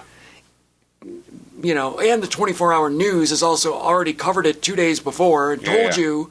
There's probably when there's a big storm coming, it could be dangerous. Right. And now your phone is going off. Yeah. And, I mean, none of that existed in 1995 and 96 and this era. Yeah. If you want to watch the TV or had the radio on, you wouldn't have a clue. They're still nestling in bed with a book. You wouldn't have a clue. Only, you know, it's right on top of you. I don't have the exact number, but I'm going to guess 1 in 10, 1 in 20 people even have the internet at this point when this movie comes out. I mean, we started on America Online like November of '95. Right, so you were the one, not a 10. Yeah. I didn't have all up on dial-up and everything. Sure. So. I had friends that had AOL. I didn't have internet in my own home until '98. And even then, it's not like like I knew that there's something that you could get weather alerts with AOL. You probably couldn't. I don't know. I mean, you could go to message forums and chat rooms, stuff like that. That was basically what it was, and whatever it was, I don't know. So long ago. Last week. It's not the internet that it is now. No. Last week, as we're recording this, so late March, was the anniversary. It was late March of '93 that the internet officially opened to the public. Like, it had been in existence for businesses and whatever. Sure. But it opened, the World Wide Web opened to the public in late March of '93. Okay. And, you know, I don't know how many websites there were, 30, 40? Mostly bulletin board system, stuff like that. Sure, that kind of thing, yeah. And then AOL came out, and it was, I think in '97, that they debuted America, or AIM, Instant Messenger. Okay, yeah. And, like, that literally changed the world. Yeah. So... Perhaps you put some money in this one. Yeah. I love this, right? Like, they looked at the weather vane and said... You know, little wings on this thing. We gotta augment. This is the missing piece. Some do. Do the do. Sure. That, my friends, is an F5. That's a scary son of a bitch. That's apparently where the name of Brock Lesnar's move comes from. The tornado. Right. Yeah, that makes sense. It made sense in 2002. Like hell. That being only 6 years removed from watching this in the cinema. Yeah.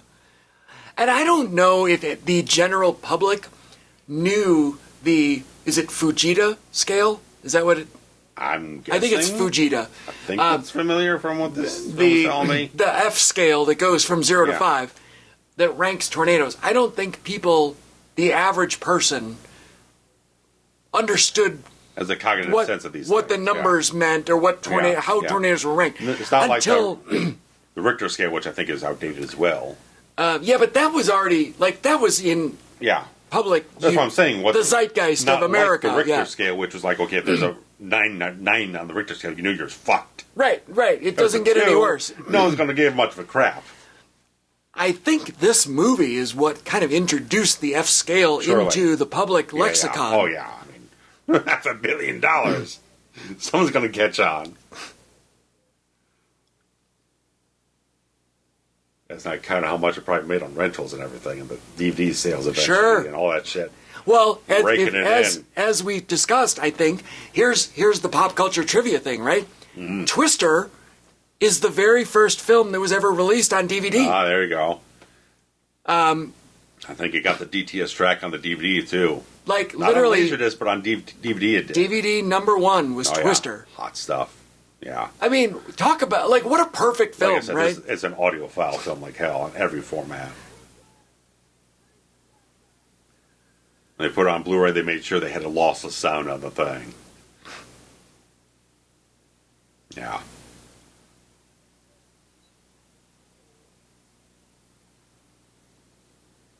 Just the culmination of all the story coming together, and their invention is coming, it's going to work. Yeah. The problem is, it's a fucking F5. Yeah. you gotta get out of the way. Yeah, a long way.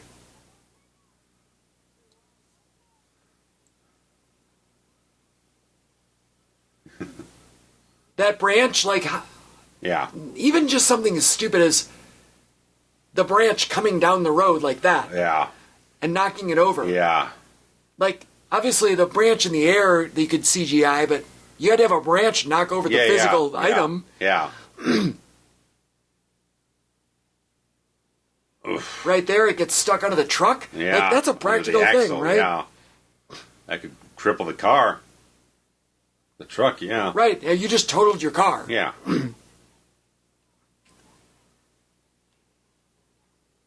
It's the perfect foil, right? Like, they thought they could get away. Yeah. The tornado said, nope, Yeah. nay, You're not getting out of the car to move the thing away because you might be gone too. Sure. Although they do get out. Yeah, I'm just saying. It just... And then you see this thing coming at them. That That's a giant is an tanker. 18-wheeler. Yeah. Big old tanker. Probably full of gasoline. Most... Especially how it's going to go in a few seconds here.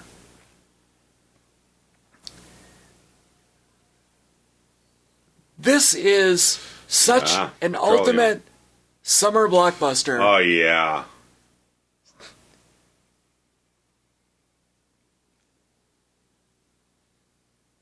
It comes out right at early May. Yeah. The 10th, maybe, I mean, I think. well, yeah. It's just the fact that it's just ahead of all those other big films going. Because usually back then it's like Memorial Day is usually when the summer things start. Now it's like starts like The first week of May. yeah, something like that. So you're just kind of getting ahead of the box office curve and everything. Well- Where everything else is going to come out, so you could really capture the audience and really grab them and have them keep wanting to have an appetite to come back. And when you know you've got something Yeah. that is good, Yeah, and you put it out May 10th, yeah, and you know the studios know what's coming, right? yeah. They know the lineup. yeah. And you put this out and you say, okay, bitch, top that. Yeah, yes, that's the thing. And the fact that only one other film in the entire year topped it in terms of audience And I don't desire. think it was worthy of that. Like, I'm obviously- sitting here now. Like, obviously, Like I said- enough people went back and watched I Independence Day. never even bought Independence Day on home media. No, I never did. I only either. have it on Lasers because a friend gave it to me. Well, right, and I never bought it on any format, or maybe watched it on TNT or something like that. I saw it in the theater, thought it was okay. Then I just never really we have spent gone much time to it. we have gone a little while without seeing the That's the Elwes. hit the competition group. Yeah. Which was something I was feeling about this time when I was watching it.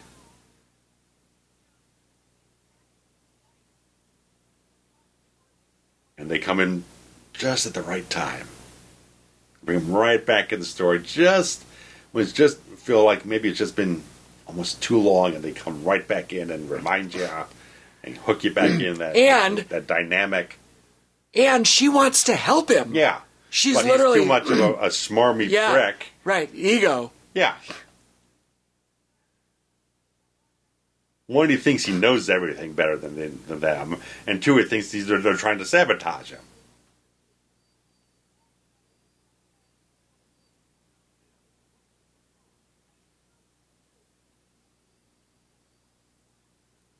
They can be a mile wide. Oh, F5. yeah. It kind of looks close to that, yeah. He's not going to make it. No. It's going right across the road. I don't want to be that guy. I mean, the ego says, I'm going to win. No. Oh, he ain't winning nothing now. And Would you rather be the guy the driver gets run through, or be Elwes having to carry up and not know where you're going to land on your head? I think I would take the instant. The instant, yeah. I would take the instant. Yeah. There we go. Yeah. R.I.P. Uh-huh. Yeah.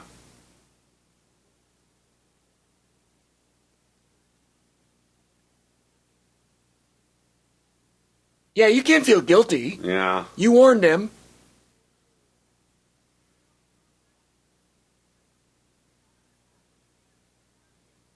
I love this kind of... Like, this looks like... Yeah, oh, that's perfect. This is what you would see. Yeah. You would see, a tractor dealership on the side of the road. Yeah. This feels real. Yeah, that's the advantage of shooting it where it's really supposed to be. You can't beat authenticity. No.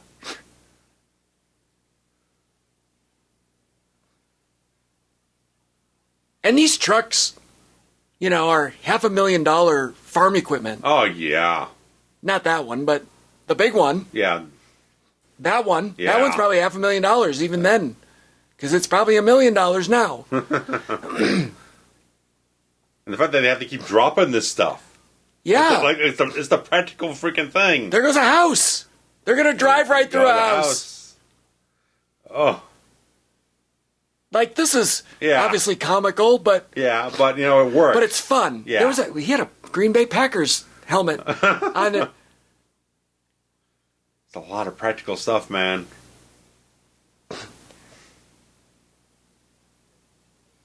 They add in just a hint of comedy. Again, it's... the heart. Right. Like I said.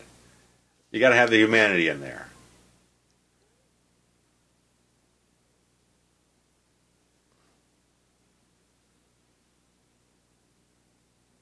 They got one more Dorothy. Yeah.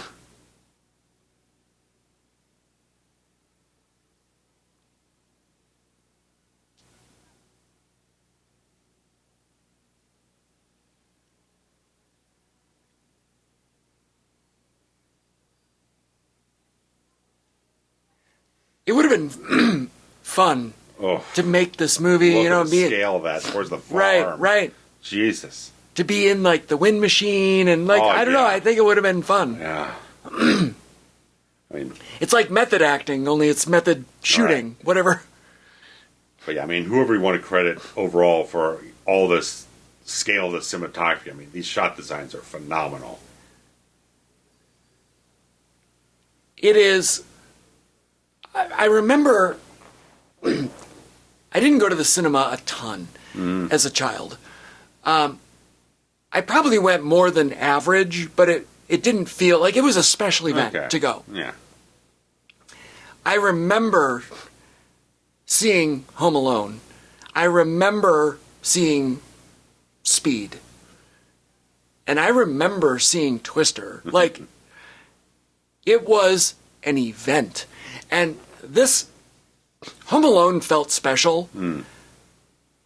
This one is, I'm telling you, it's the first time that I understood a phenomenon of a summer blockbuster. And there she goes. They anchored it. Yeah. They sacrificed the truck. Yeah. In the name of science. I'm sure you can get reimbursed.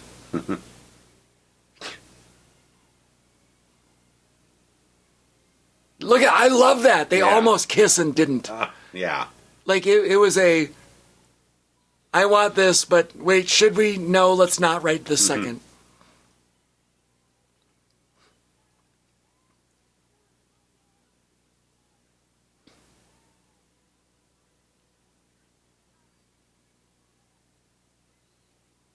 And they're getting data and science and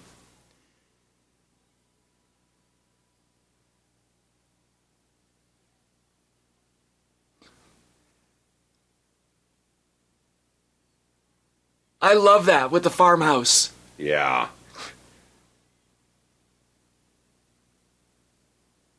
Uh-oh. Yeah. It's coming right for us. And if that sumbitch is a mile wide... Oh, yeah. I don't know if you can run fast enough, my friends. Yeah.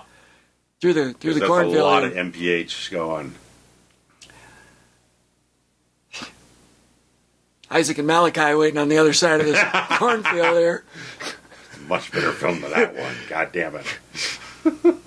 Jeez. There are... Oh, no, not the horse!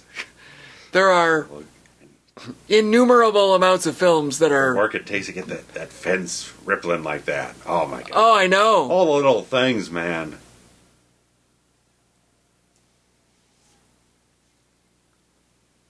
I do, honestly. That. Getting all just slatting up and everything. Yeah, just... all the little things, man. I don't know if they're digital or what they're doing, but like it just... Because you're in that 96 era, like you can do certain things digital, but you can't do as much like now. Like right. Now there's so much you can do digital. Well, it ruined it. Today's movies are ruined by the computers. A little bit, yeah. Because they just do the computer for all of it. Sure. That's when they do it not the best way.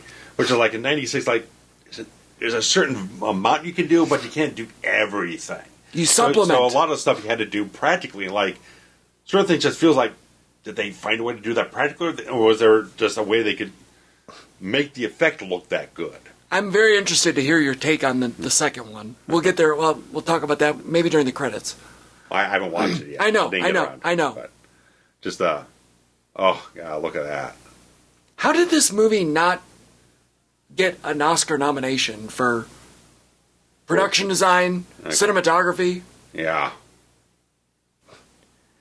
Like, I get it. We're in the world of the English Patients being the thing. Yeah. The epics. Look at the shingles on the roof going one at a time. There goes the tractor. This movie's brilliant. And I tell you what, this movie, in my opinion, is 99% perfect. And the 1% is this goddamn ending. There we go. It's the one thing. The ending to this movie is the one thing that I hold against it. Oh, okay. Let's see what we'll get there.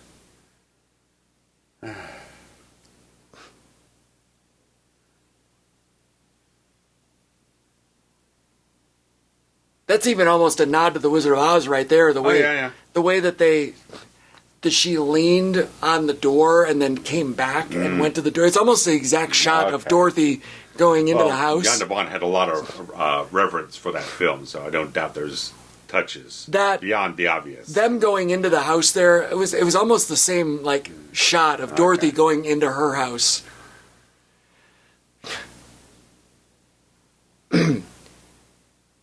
So I get it. They've got the plumbing pipes or whatever that they're not going to move. I get it. And they're strapped in. Yeah.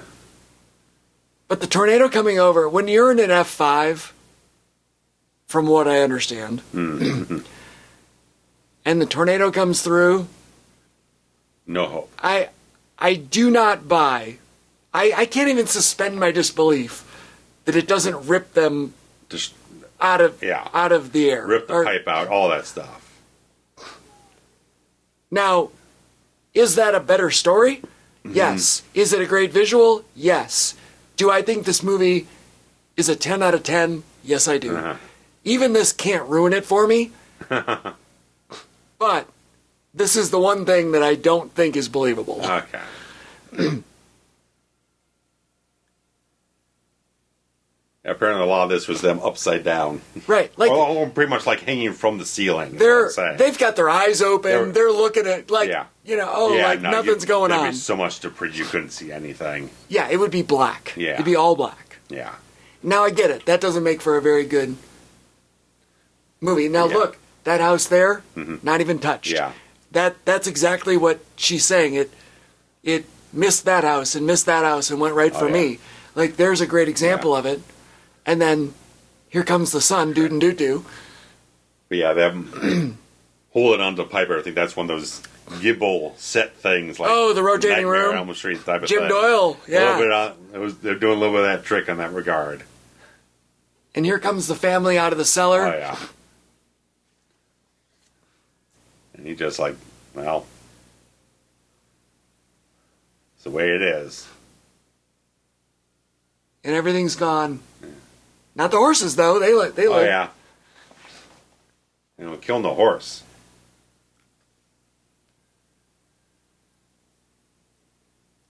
Yeah, the Oscars that year was really... It was all... emblematic of the mid-'90s, I guess. I mean, you had the the Jerry Maguire, the big kind of that was the only sentimental hit. Then you got the independent stuff and some other. Jerry Maguire was epics. The only studio film that was nominated for Best Picture. The other, the old Larry Flint, and you got Shine and some other stuff. Dude, Shine is great. Jeffrey Rush and Shine. Jeffrey Rush won, I believe. Oh, yeah, yes. Yes. Even though Billy Bob should have won, they did it.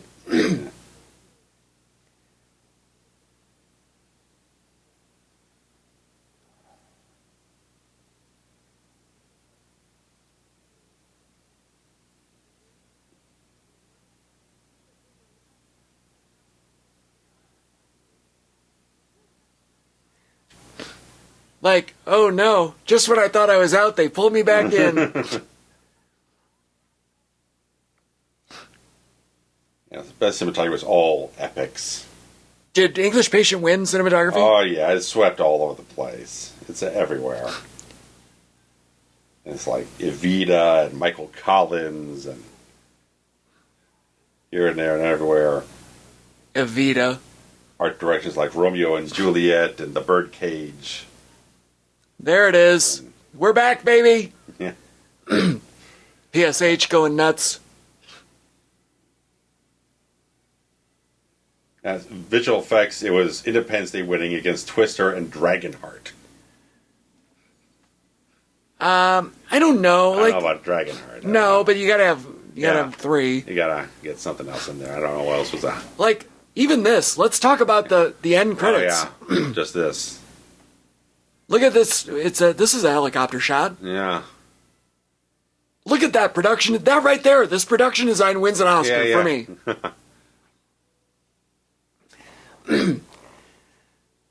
So they did a sequel, and they call it Twisters. Yes. Which is fine.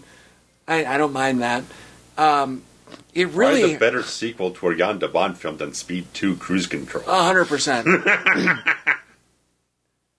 That damn near tanked his career. One of the not good boat movies. So that one has a virtually similar, like it's almost identical movie. And, sure. I mean, they take the characters and they mix them up. Like there's the bad guy team, there's the good guy team. They have the love story be a slightly different cross path. Sure. They've got. But it's basically like, I don't want to say beat. It's not shot for shot, but it's kind of major beat for major beat. You know, kind of a refresh. Yeah, opening terror, midpoint terror, end of the movie terror, but goddamn, is it fun? It's just. It's maybe not as well written as this one. Sure. But it is, I think, equally fun. Okay. And I'm glad that I saw that one in the cinema also. I don't know. It's so... I think it's worth the time. I went in thinking, this is going to be not good. Mm. You know, I was expecting Speed 2. And... I don't know. You know, it's just it really blew me away. I was so surprised at how good it was. Yeah. That one was a big hit domestically. Overseas, it really didn't get as much traction in the box office. Still made money, but the sequel, cost $155, got back $372. So not quite as much of a profit margin, but right, but still decent. Decent enough. I mean, it's a positive on the ledger sheet. Yeah, absolutely. Yeah. I mean, you're in business to make money. Yeah. They paid X, they got back double. Yeah. That's good business. Mm-hmm. Yeah. At least from my simple mind. Mm-hmm. This helicopter shot's still going, by the way. Yeah. FYI. Like, if you get all the B-roll, you might as well use it for something. That's what I'm saying. Like, what... Does nobody realize how epic these end credits are? Oh, yeah. Lovely. And you got this wonderful Mancino music going over it. For as much soundtrack they had, like, we're just going to put the score over the end credits. This is one that's actually worthy of having a separate score and a soundtrack discs. I don't know. I think there might have been one. I don't know. I mean, like, John Van Halen, they had Stevie Nicks and Lindsey Buckingham doing a track on the whole thing. And there was, let me go back on the Wikipedia here. Soundtracks.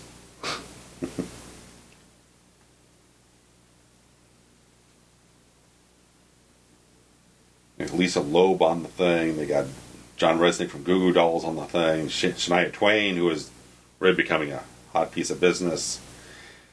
Oh shit! The number one selling Alex album. Eddie did a, I think, an instrumental track on it as well.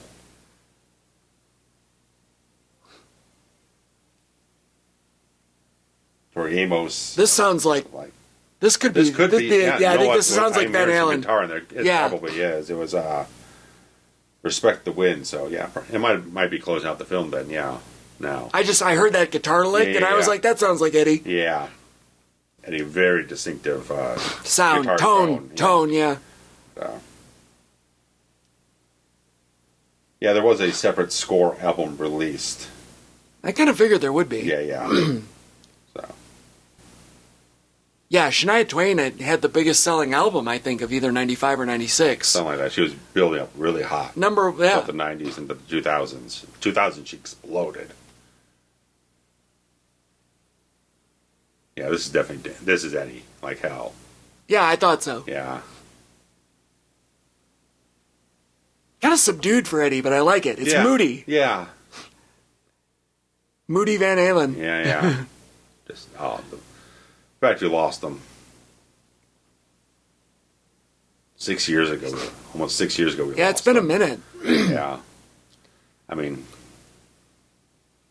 it's weird because Van Halen hadn't put out a lot of. They've done the tours with Roth and everything, which is you're a Sammy guy all day and night.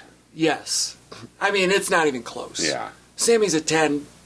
Yeah, the other idiot's a 1. Like he's his own breed of weird. Like they had Clapton on here. Yeah, like Knopfler, Stevie and Lindsay. Joe Diffie was a big country artist at the time. Okay. Shania with her Rusted Root husband John Mutt Lange. I think they were already married at this point. Something like that. Or Deep Purple, obviously, Oklahoma. Mutt Lange did a bunch of Def Leppard. Goo Goo Dolls, yeah. Edwin McCain, big at the time. So this was there's Loeb. This was a hot seller. So you know me, I'm a big Stevie fan. So you are. I had to get Katie Lang had this track, and it's a really damn good track between her and Lindsay.